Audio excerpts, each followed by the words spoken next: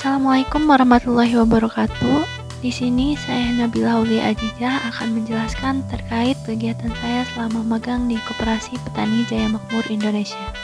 Sebelumnya, Koperasi Petani Jaya Makmur Indonesia merupakan salah satu koperasi yang bergerak dalam bidang produksi dan penjualan komoditas pertanian yang terletak di Jalan Balai Desa nomor 1 Desa Kramat Kembaran, Banyumas.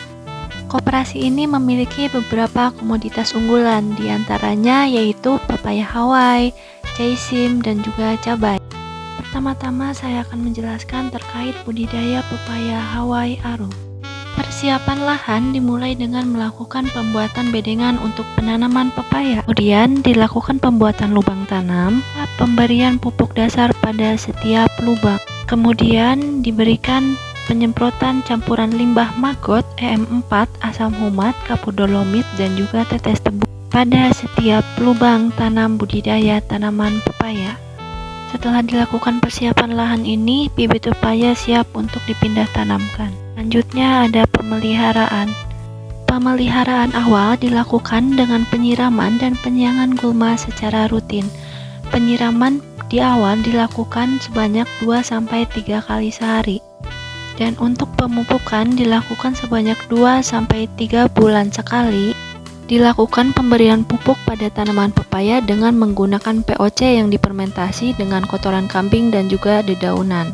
Selain itu, dalam pemeliharaan tanaman pepaya dilakukan pemberian pelepah pisang di atas tanah bagian bawah tanaman pepaya. Hal ini dilakukan dengan tujuan untuk membuat tanaman bagian akarnya menjadi lebih sejuk dan tidak terlalu panas. Untuk selanjutnya yaitu pemanenan. Untuk panen sendiri biasanya dilakukan setiap minggu terhadap buah pepaya yang sudah berwarna hijau kekuningan. Ukuran pepaya Hawaii sendiri relatif lebih kecil dibandingkan dengan pepaya pada umumnya. Kemudian dilakukan pasca panen dengan melakukan penyortiran dan pemotongan batang yang masih tersisa pada buah pepaya. Kemudian dilakukan pencucian terhadap buah pepaya untuk membersihkan buah dari kotoran dan getah yang masih menempel. Jika buah dirasa sudah bersih, maka akan dilakukan pemasangan foam pada buah. Pemasangan foam sendiri dilakukan untuk mencegah kerusakan dalam pendistribusian buah pepaya kepada distributor. Selanjutnya akan dilakukan proses grading yang terdiri dari 3 jenis pembagian. Buah akan dilakukan grading sesuai dengan ukuran dan bentuk dari buahnya sendiri. Dan kemudian akan dilakukan pengemasan menggunakan kardus sesuai dengan grading yang telah dilakukan. Setelah dikemas, buah pepaya siap untuk didistribusikan. Untuk selanjutnya yaitu produk olahan pepaya yang terdiri dari permen pepaya, opak pepaya, dan juga churros pepaya. Pembuatan permen pepaya dimulai dengan melakukan pengupasan, kemudian pemarutan, dan juga pembuatan adonan yang terdiri dari pepaya, gula, dan penyedap rasa. Setelah adonan dibuat, adonan dibentuk bulat-bulat seperti pada gambar, dan untuk pengemasannya dimulai dengan melakukan penyterilan terhadap wadah packaging dengan merendamnya di dalam air hangat. Dan kemudian permen dikemas dimasukkan ke dalam wadah plastik. Berikut merupakan hasil dari pengemasan permen pepaya. Untuk yang selanjutnya adalah pembuatan opak pepaya.